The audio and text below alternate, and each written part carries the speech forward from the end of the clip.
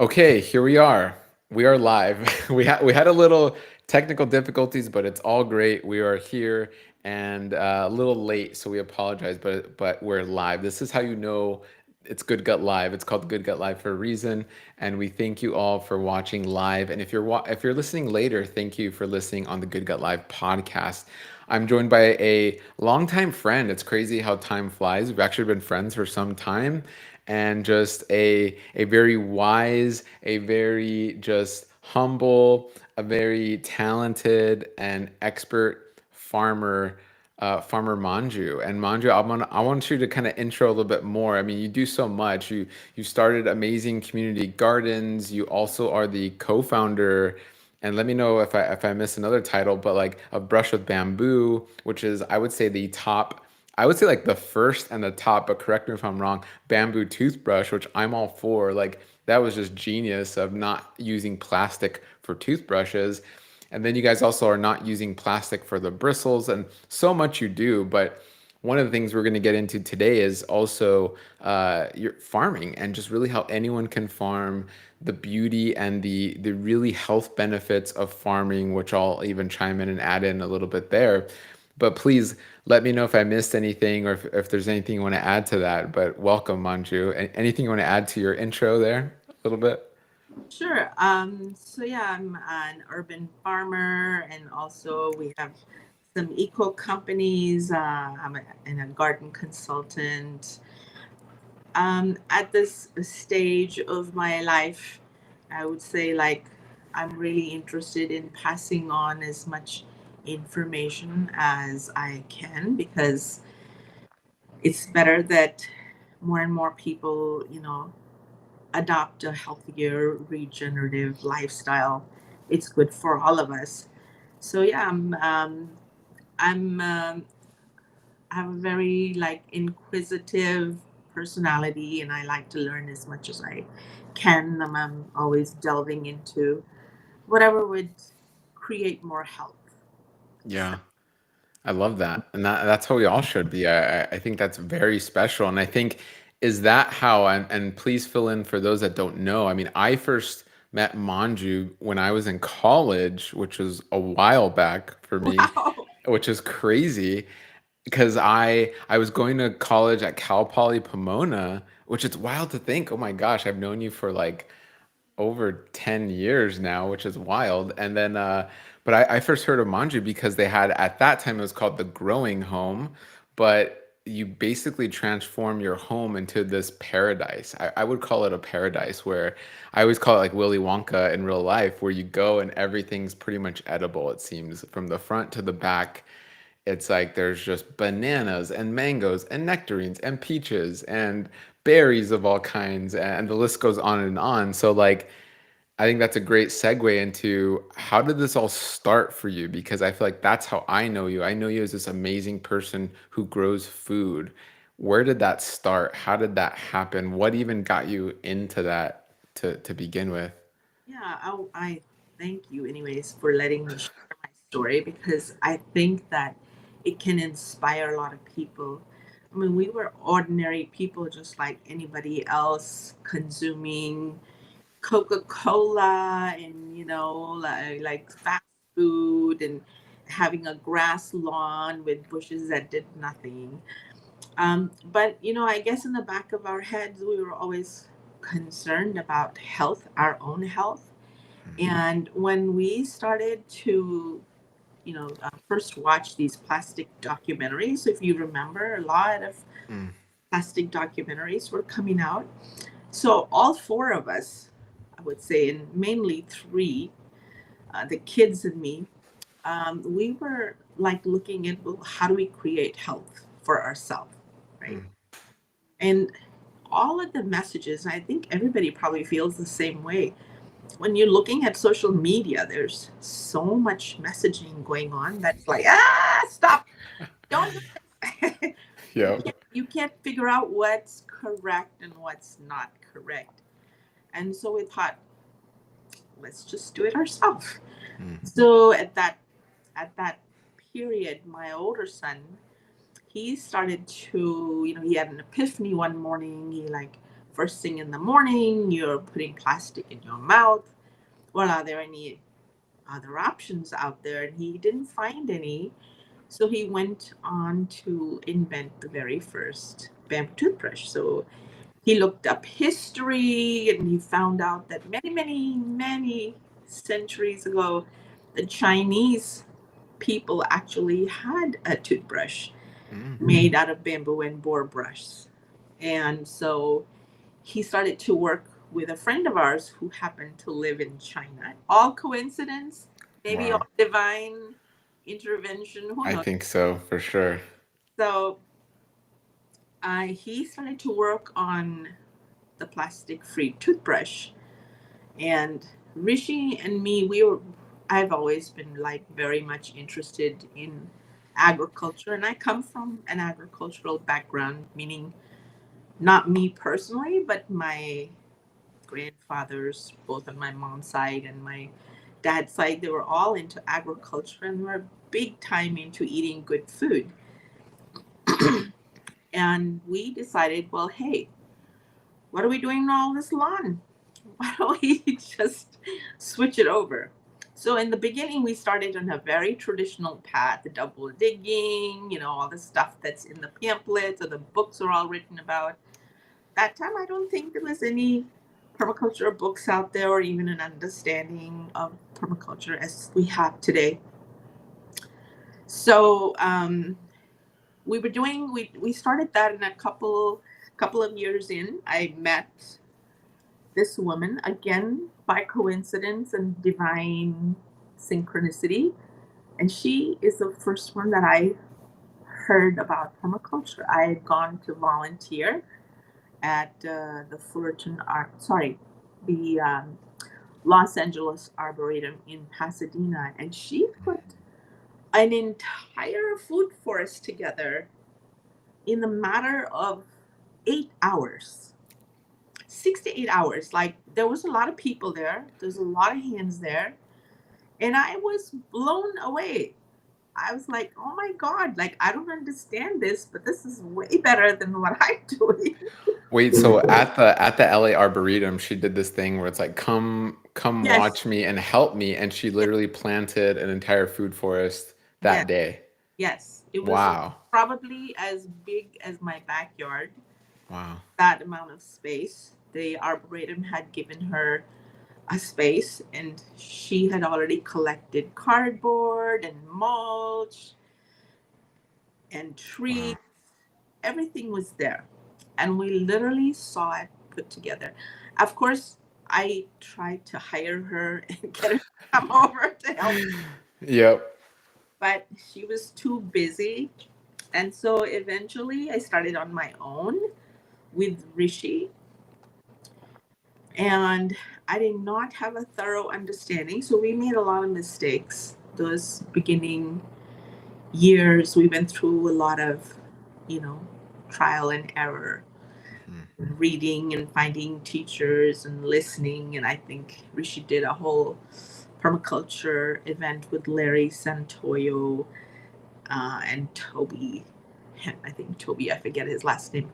Mhm. But we really got into it. And then I think over the years, like, it also becomes like when you delve into something, I think you also turn on your intuition because you Mm. start to listen, you start to look, you start to pay attention, and then observation is like the biggest teacher. As a slowly we just kept growing to where now, I love my garden. It brings me so much peace. So it's a combination of trees and herbs and vines. Everything here gives me something. Mm. Like, it's either giving me food or medicine, or nowadays I've started to plant a little bit of beauty as well. Mhm. um, I've been putting in some art so that when people come, like, they feel great. Mm. And recently I had a couple of events And when people come in here, they cannot tell that they're in the suburbs. Yes. They feel like they're out somewhere on an island, Yeah. feel so relaxed, and they feel so happy, and that they don't know why they're so happy. Oh, they're happy.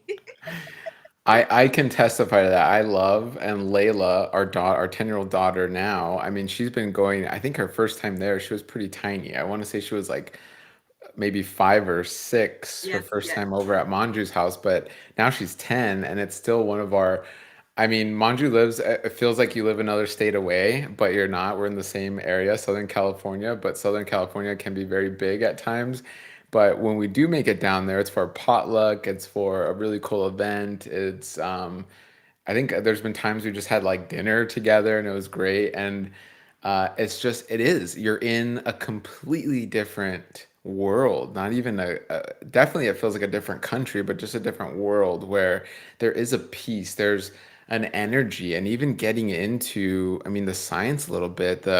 Now we've learned about the microbiome. We're learning about what's called like biofield energy. We're learning about there's something called the electrum now, which is the electromagnetic field in relation to your genetics. So everything has an electrum now. Like organ systems have an electrum. It's the energy that's given off. So now this used to be woo woo 10 years ago, even 5 years ago. Even now there's still some people like that's not true, but it's on PubMed, right? It's in the peer-reviewed literature now, but 10, 15, definitely 20 years ago, you were considered a woo-woo crazy person. But I truly believe, and when you feel that, that is what's happening. You're surrounded by all of these living organisms that are at peace with one another, and they become at peace with you. They literally are giving off this energy that it's like palpable, literally, and you can quite literally taste it. Like when it's mulberry season is my favorite.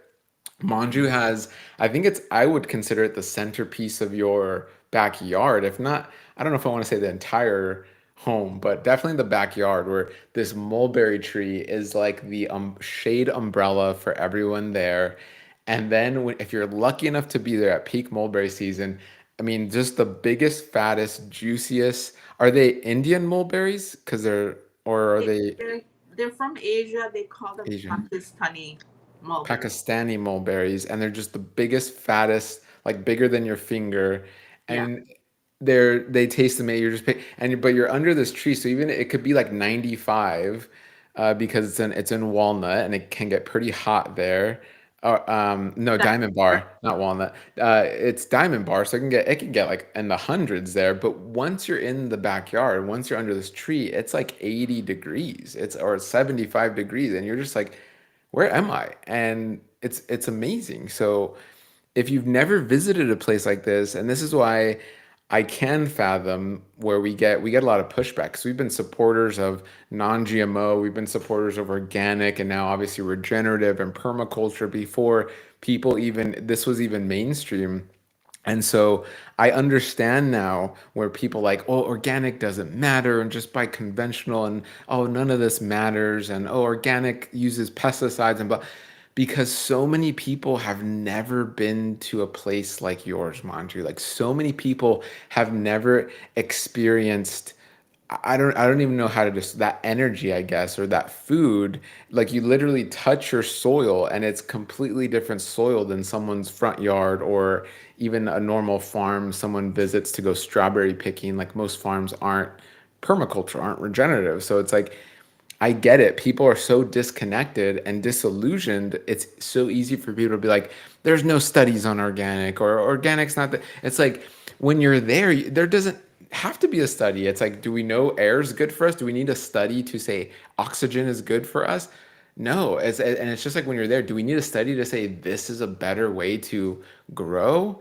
I don't think so. Like, sure, we could do the study, but when you're there, it's clear as day. Something is better, something is different, and you can taste it, see it, smell it, touch it. It's literally right in front of you. So yeah, that's a long way to say it's a very special place, like unlike any place I've ever been to.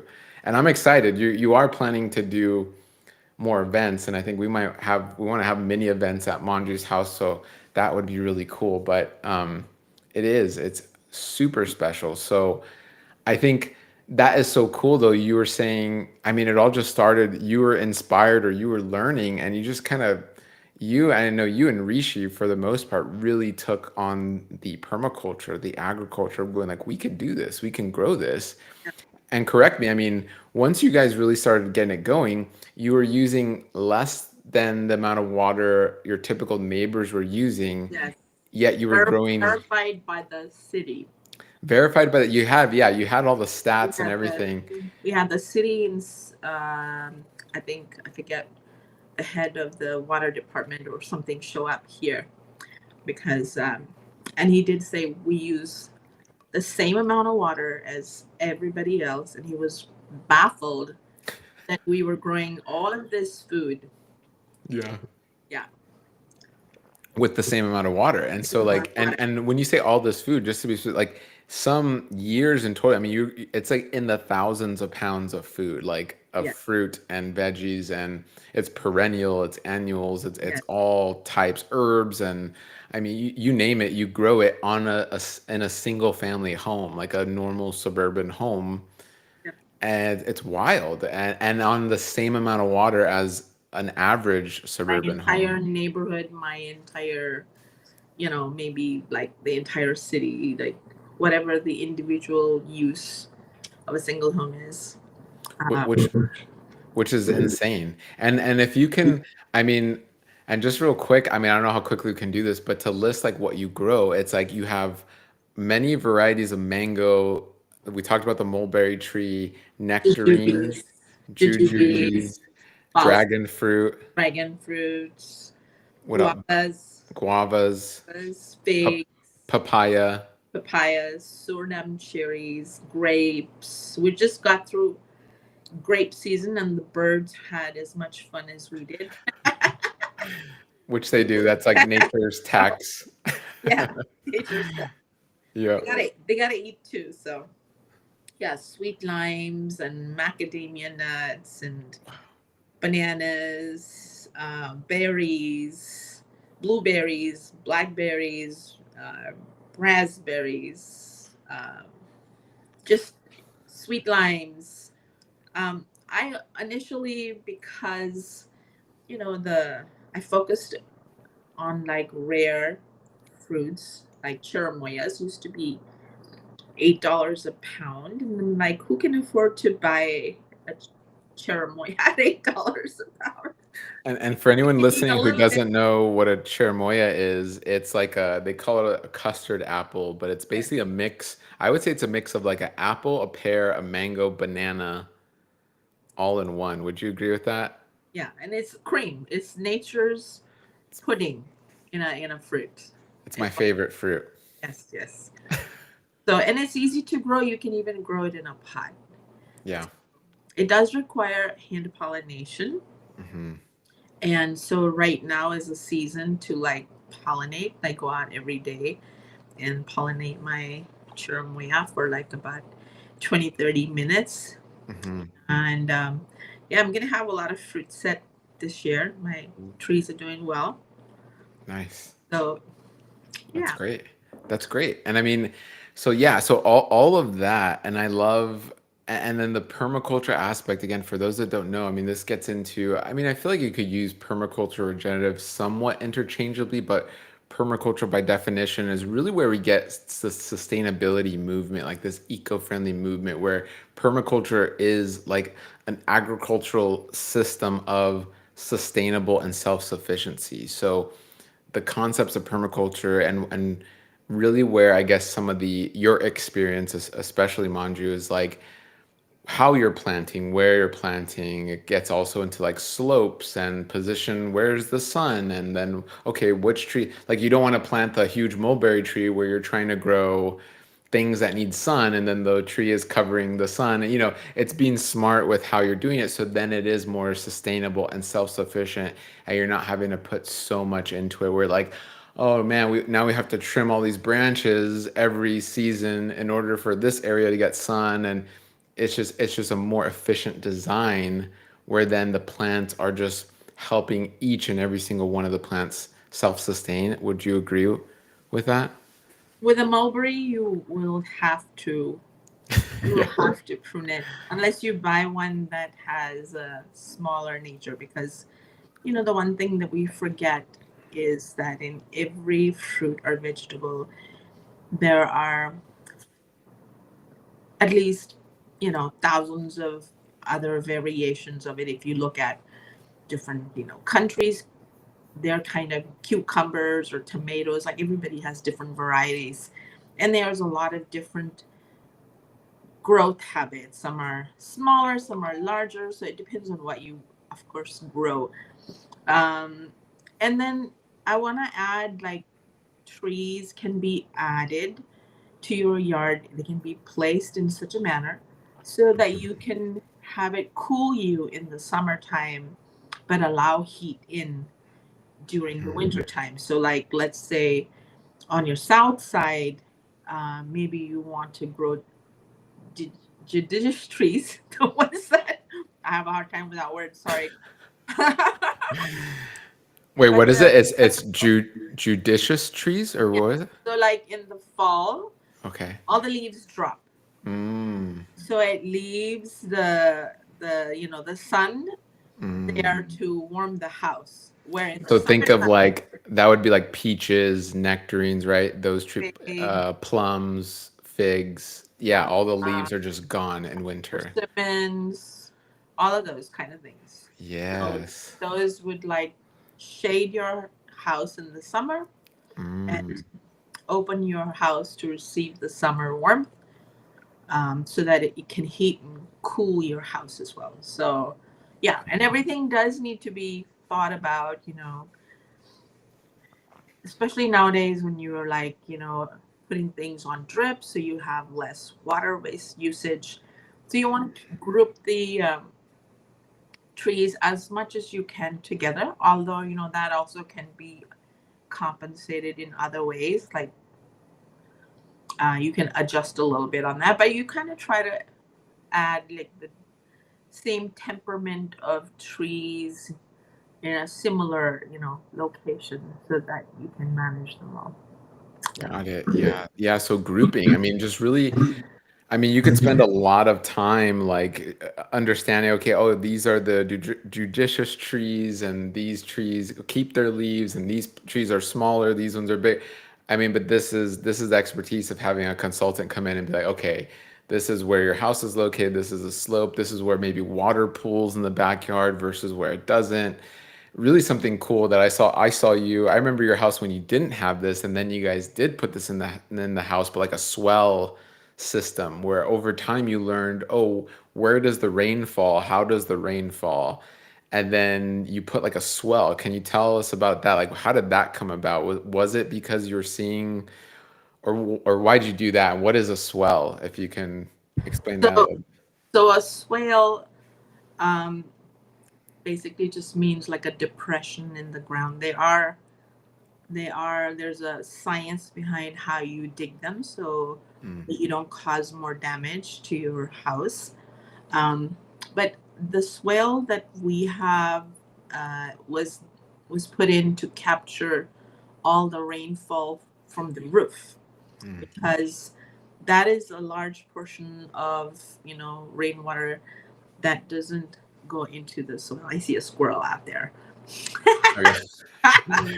I mean, honestly, Manju, if I was a bird, a squirrel, a squirrel, a bird, any animal, I'd live in your backyard. So I don't blame them. And I remember one time we had dinner at your house, and it was getting dark. We were still in the back patio, and a skunk walked by. Like a straight up skunk was just like almost like saying, "Hey, what's up, guys?" and just doing his thing in your ecosystem. It was cool. Yeah, we've had, like, up to 5 baby skunks come up at one time, to our house, and whenever they have their, like, birthing season, which is usually around spring, yeah, we've seen skunks and raccoons and possums, and squirrels have been a little bit less. They've only started to come in, like, the last 3 years. Mhm. And birds, oh my gosh, there's so many more birds that are coming in now. There's a beautiful yellow and black bird that's been coming in for the last 3 years. They always fly in Mhm. mates, like two of a kind. Wow. Um, but they're really fun to watch because you don't have to go out for bird watching. You just Yeah. have to sit out there Just and look look. They're out. always there in the morning, chirping Yeah. away. Yeah, just look at your backyard. But I totally distracted you, but I wanna being Paige right now watching live, she said, Yay, Manju, she's the best, a garden magician. So it seems like Paige knows you, Manju, and knows Yeah, your work. So that's great. But I totally distracted you. You were explaining the swale, and so like rain capture from your roof. And yeah. really, I mean, that's the secret. I mean, it rains. I mean, some seasons we have wetter seasons in Southern California, but depending where you are, wherever you're listening and watching this, if you have lots of rain, if you don't, that really is going to depend on how you dig the swale, where you put it. And so there is, like Manju saying, a science to it. But this is really the key of how you were able to not use city water, right? Like water from the tap to That rely on that that too much. that is one reason, and the other reason is because there is so much organic matter in the soil. Hmm. And organic matter also creates life in the soil. So, James, you're drinking your green smoothie. I'm drinking water. Yeah. How far or how long will it take the water to exit? Yeah. Good question. I want to get accurate on that because I sometimes look at my notes, but roughly, I mean, roughly it depends. I mean, there's factors, right? Activity level, your basal metabolic rate, like we can get into all the I nitty stop you. gritty. I want to stop you right there. Okay. I go my science brain on. Basically, life holds water, right? Because it doesn't Yes. flush right out. It's not like like you turn on the tap and like it runs. Right. Because your life form, you're drinking water, so you hold the water, which is what's Correct. happening in the soil as well. Mm, Is that you're providing all of this. My biggest water holder in the ground is all of the mulch that I have in the ground. yes. All of that mulch is feeding and creating a healthier microbiome, like you talk about. Yep. And so all of that life holds water as well. So Definitely. that is one of the main reasons that we're able to hold water in our ground is because of all the organic matter and all the organisms in the organic matter. So, and this is where soil is alive. And this is where something you said earlier of how when you were learning and you're going to talks and hearing or learning from consultants and reading books, but then you almost got to a place where it became intuitive, like where you found a pattern. And that's really how I feel about gardening. When I garden, yeah, I read books and I follow Manju, shout out Zero Waste Farmer on Instagram and all of that, and you can learn so much. But what was really cool and where we started to fall in love with the microbiome is I've always been in love with gardening. I didn't grow up from a farm family. However, my grandfather, when he was a child, he was an immigrant farm worker. He was there on the cabbage fields and the cherry season, almond season, citrus season. That's why it's called Orange County because it was all citrus here not even that long ago, like 60, 70 years ago. But anyway, long story short is that I grew up loving gardening and I would go to my grandparents' house or I would see a lot of my family members just garden and I loved it. And then when I was called to become a health professional, I was called in the area of nutrition. And as I started learning, you started to see the parallels, and especially with the gut microbiome. And now that science is catching up, it makes total sense. Or now it's solidifying the things we knew intuitively, the things we could see intuitively of how, oh my gosh, you increase diversity in your mulch, for example. You're just layering, right? Almost like they call it lasagna gardening or just mulching.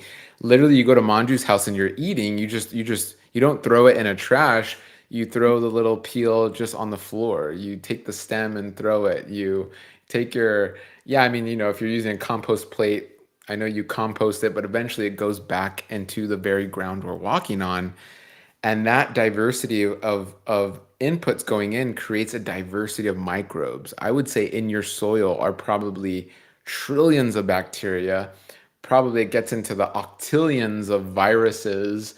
I mean, trillions of fungi networks. And I mean, numbers that would make your head explode of just life.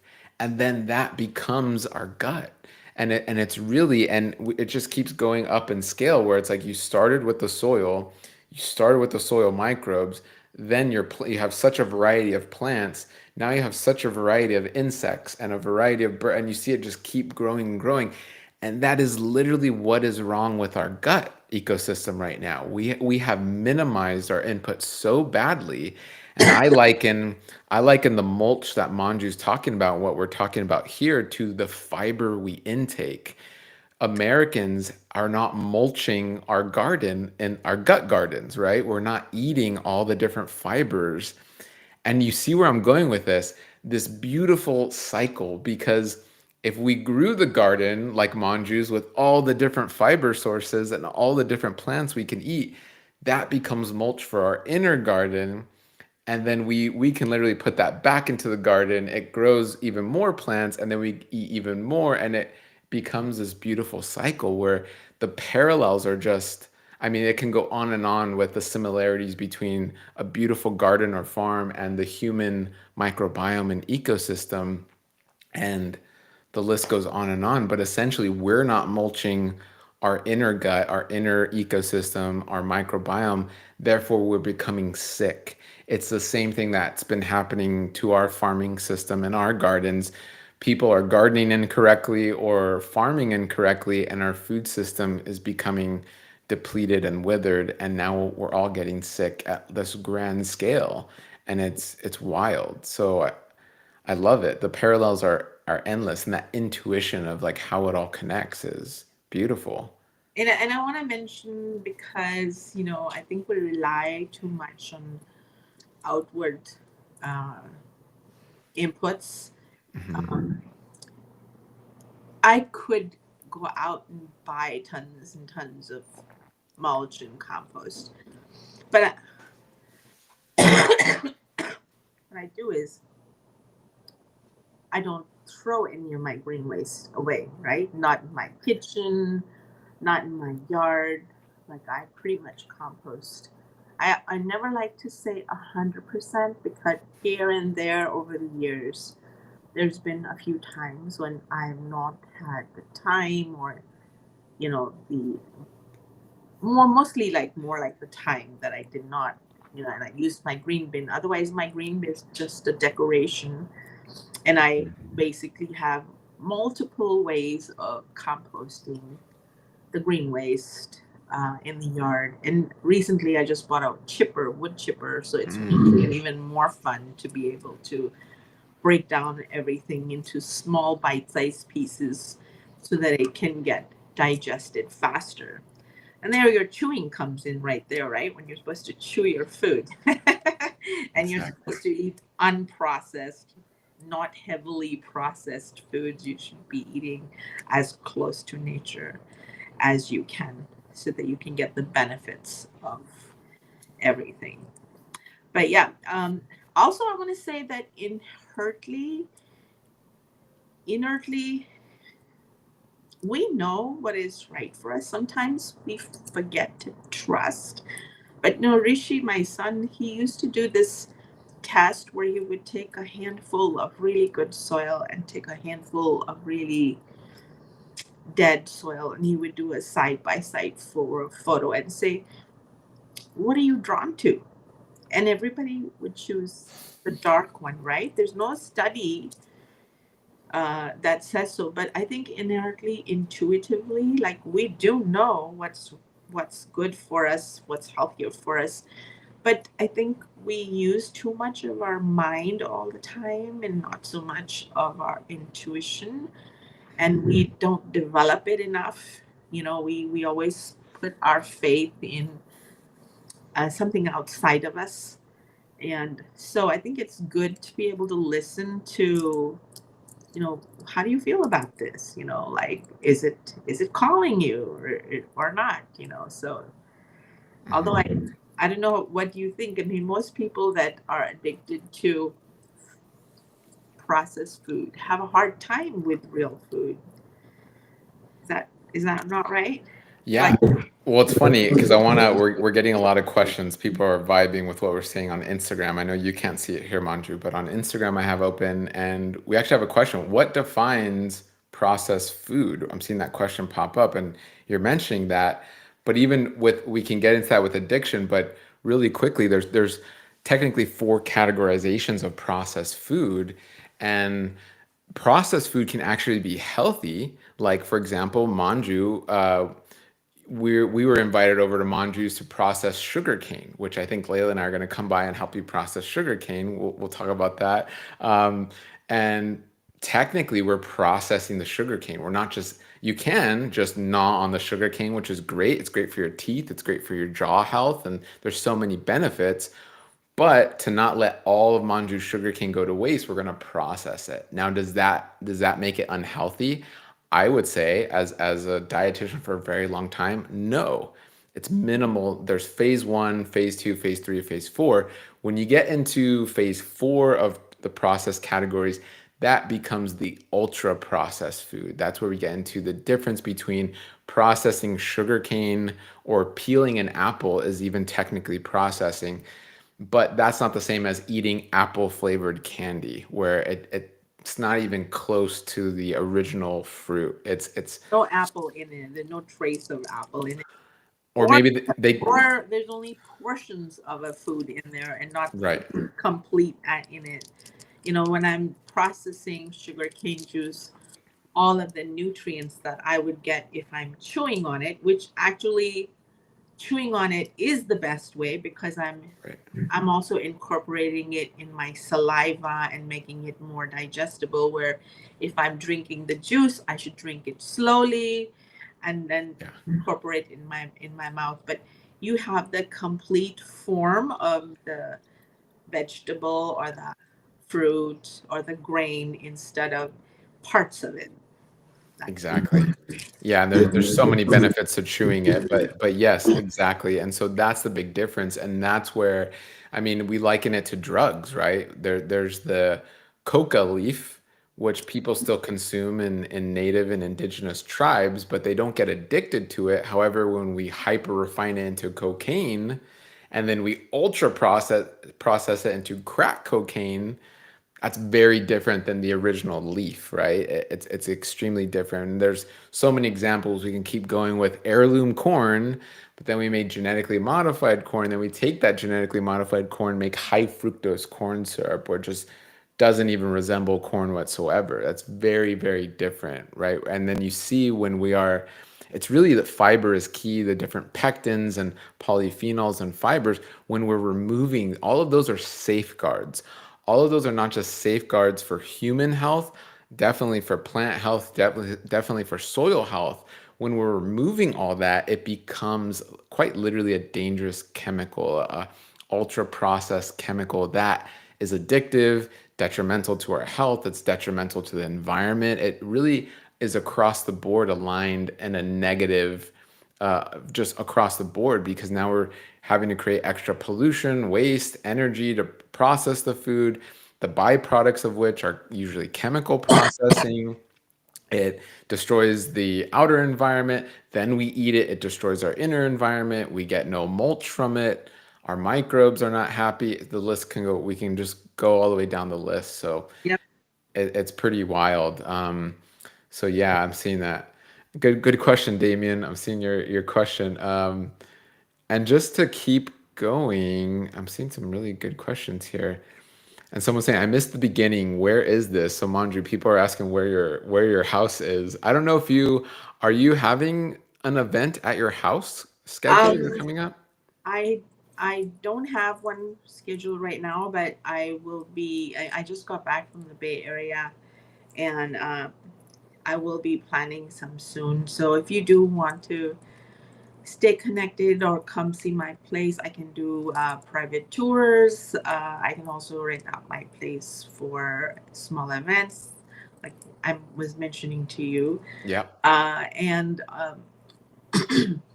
you can like reach out to me on Zero Waste Farmer and just message me with your email and say, like put me on your email list. So I have somebody helping me right now because, I'm not a big computer person.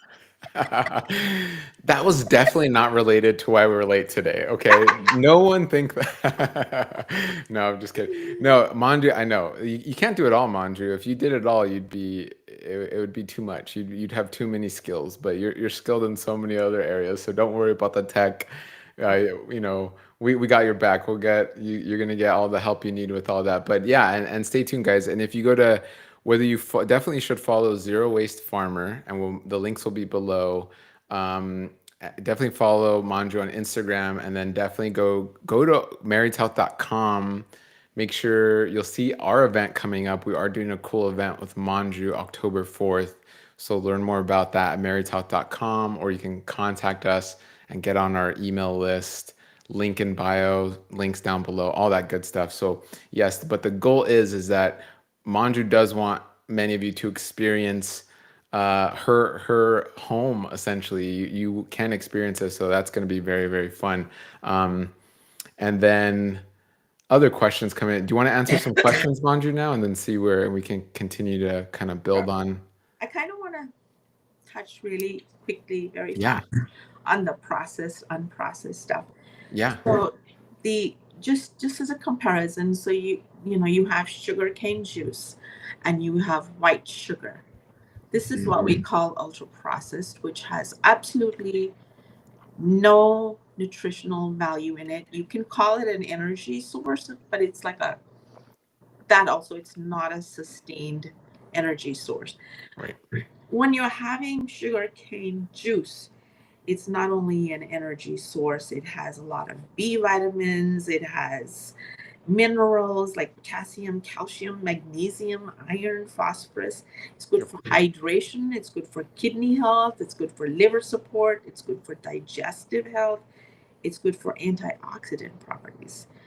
That's sugarcane juice. And in most Asian cultures, they still drink sugarcane juice. Hmm. So it's just for like when we talk about processed food, like processing food and processed food, totally different Yeah. way to explain it. Yeah. Yeah, no, totally agree. And yeah, and it really goes back. I mean, and just to continue to parallel it really quickly is like the benefits, because you are still getting fragments of fiber, you are still getting fragments of the pectin, you are still getting so much of the unfiltered nutrients and essentially life and hydration from that sugar cane. And it's there, and this is essentially the category of prebiotics. So this is essentially what's going to not just feed your body, where we can fathom like the minerals and vitamins and all these great things, but also feeding essentially the way we feed the soil. So the way I see it is this compost. In the same way we want to compost and mulch our garden or our farm, we can do that with our food. And that compost and mulch are our plant foods, whether that is great green juices or sugarcane juices. We are fans of juicing, but also just okra and different fruits and vegetables and nuts and seeds and beans and pea. I mean, the list goes on and on with all the different plants. That's our compost and mulch. Then from that, and the beauty of eating, especially from the garden, like if I just pick one of Manju's mulberries and eat it, I am also eating lots of microbes on that fruit, but I'm not worried about it because when I have been mulching and composting my inner ecosystem, and then I'm eating more of it, I'm also planting the seeds. So these are the probiotics. And in this parallel, the probiotics are like the seeds of the garden, where some of those mulberries can fall and become new mulberry trees if we let them, right? We could plant those seeds, and if they're planted in healthy soil, they're going to grow amazing. Those are probiotics in our body.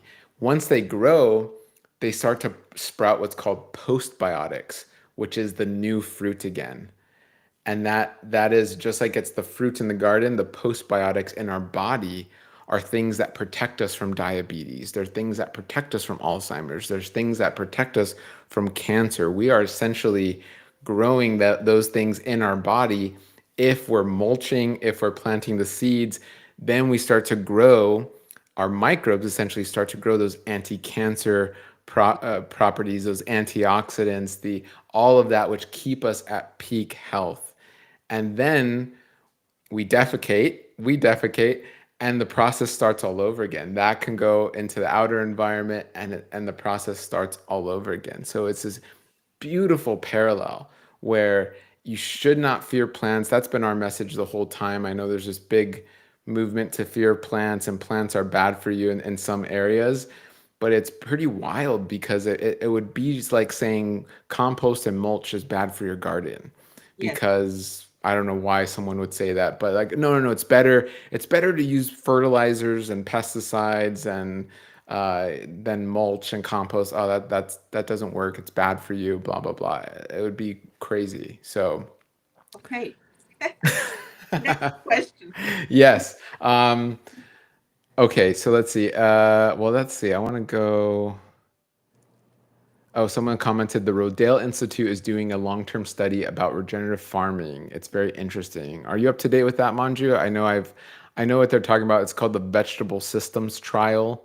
Mm. It's by the Rodale Institute. Yeah, they're doing great work where they're doing side-by-side comparisons of like regenerative organic, regular organic, veganic, and I think conventional. And they're growing things side by side and testing what the difference is. I feel like Rishi would really be into. I'm sure Rishi knows what they're up to, and there's so many just cool nonprofits doing really cool things. But that I think speaks to our ability to then say, okay, here's evidence for this, because again, there's so many naysayers out there who are like, oh, so what, Manju? You want to compare soil side by side? What does the science say? And it's like, okay, sure. Well, here's some science, and there is science to back up organic, but yeah.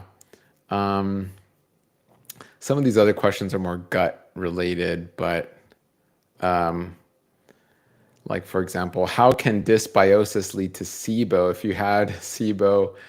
So that's a very SIBO topic. I mean, we are big on SIBO. So I'll relate this back to the farm in the same way, Manju. I'm sure. Have you ever had like a fungus on your plant, or like something weird happening in the soil, or have you guys experienced that? I know that when you are building soil, so in the initial phases of building soil, like I've seen this like twice now, once at the house and once at Sarvodaya Farms, when we first started from like a barren, dead soil, and then starting to add the proper nutrients, and we started to see some weird, like throw up like things coming up, like weird bugs coming and disappearing, weird fungi coming and disappearing. So, yeah, in the very initial phases of when we were building the soil, we did notice some very unusual life forms that came and went. So, other than That's that, once my I would say once my system got balanced, so I would say like it took 5 to 6 years. Now I don't use any pesticides. I have no need to. I don't fertilize. I don't have any need to do that either. So I don't really need to manage pests so much because there's a lot of habitat for beneficials and they keep it under control, right? That's just like your right. antioxidants. When you have plenty of antioxidants in your diet, they are keeping all of your bad microbes and your bad, mutant crazy cells under control, correct? Yeah, and This it's is getting even, into I mean, that. it's exactly that. We're like, because, and for those who aren't familiar, Sorvadea Farms is now it was this basically parcel, right? It was an empty lot in That, Pomona yep. that you and Rishi and your team of volunteers and so many other people helped to transform into like another paradise oasis. But in that process, yeah, you're noticing weird things. So for this person asking that question, your gut is very similar. When you've had antibiotics after antibiotics, and maybe you weren't breastfed and you're not eating healthy, and the list goes on, your gut becomes that like barren, empty lot, right? Where just a little bit of weeds are growing here and there. And then when you start to try to Or only change, weeds. and Yeah. what is it? Or only weeds. Or only weeds, and you're like, oh man, and you're always not feeling well, nothing's growing. And then when you're trying to turn things around, you're seeing some weird things pop up. That can be dysbiosis, that can be SIBO, that can your body's always trying to get things back to normal, but in that interim, you can have symptoms, things can seem really weird, but with the right guidance, with the right knowledge, you're trying to guide that soil and that ecosystem back to a balance. And when you're in balance, exactly, and it's actually the micropopulations that are taking the phytonutrients and turning them into antioxidants. So the whole reason why we have activated antioxidants is because we have a healthy microbial community that turns them into antioxidants. So that's a really great way to know that, wow, okay, this is working. You can test your blood level antioxidant and realize, oh, cool, my gut microbiome is actually doing its job and turning their the turmeric I eat into the antioxidants that actually do something in the body. So yeah, it's all connected like that. And it's the same way, taking that barren, empty field, and now Sarvadea Farms is growing not just tons of food, but nurseries and replicating all these plants where you can buy the plants. And I mean, And they're giving away food now. and they have so much food, They, they're giving away food. yeah, they got a grant recently to you know put more of that together. Wow, Yeah, so they have the money that's beautiful. And I'll now and to I'll get more of that. we'll link that too. So that's in Pomona, California. And if you're local in Pomona, you got to visit Sarvadea Farms. If you Google Sarvadea Farms Pomona, or even if you Google Farm Pomona, I'm sure they'll You'll, pop up because they're one of the yeah. only urban farms in Pomona, which is great. Um, well, very cool. I love that. And this is what it's all about. It is connecting the dots here. It's going whether you have an empty plot of land and you start a community garden, whether you have a backyard, a front yard, a balcony, it's like what can I grow and what can I learn and just taking simple soil and going, I can make this healthy. And what's crazy is it's with things we just throw in the trash anyway. It's with pieces of cardboard and paper and paper plates that we use, and with food scraps and your avocado peel. It's things that's trash that your microbes will turn into treasure if you just input it in the right way. And then you're growing some amazing things with amazing soil. So And that's isn't it also like life mirrors life? Like we talked earlier, I think about the trees, and the plants micro or gut system being outside their bodies, where ours is inside our bodies, but they behave the same way. It's like life mirrors life. We have such similar yeah, systems.